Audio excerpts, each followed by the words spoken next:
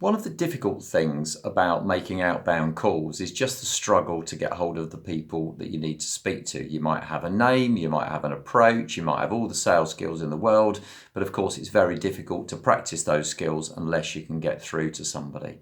So I tend to use 8-day call cycles, and I'll explain why I do that. Now, the difficulty in getting hold of people is something that's likely to be a constant challenge that you face if you're making outbound calls.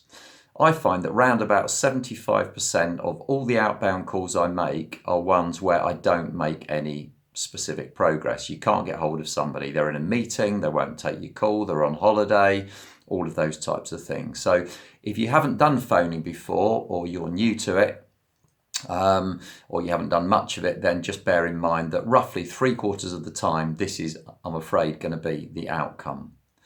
But nevertheless, I think it's important not to phone people too frequently. Certainly don't keep phoning the same people every day.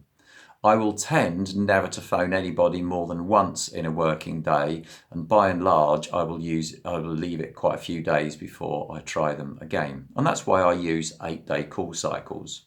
Now, it just may be that you're trying to get hold of Phil Jones, and actually, without realising it, you called him last Monday at 10 o'clock in the morning. Today it's 10 to 10 and you're trying him again, and again you're told he's in a meeting. It may just be that Phil Jones is never available on a Monday morning because he's in a management meeting. So the idea of using 8-day call cycles is to A, make sure you don't phone people too frequently, and secondly, to give yourself the best chance of finally getting hold of them. So if you call them on Monday this week, why not leave it until Tuesday next week, 8 days away? And that way you're spreading out the contact. It's a tactic that I've used over many years, and generally speaking, I find that it helps you not keep haranguing the same people too frequently. There are many other things you can do, of course, if you can't get hold of people. It is worth leaving the occasional voicemail. By all means, email them, because at least that way you have many ways of trying to make contact with them. If they're not responding to you and you phone them constantly, over a period of, let's say, a month or so, and they're not replying to emails or voicemail messages, it's probably reasonable to assume that they at least know you're trying to make contact. So they probably don't want to speak to you at the moment.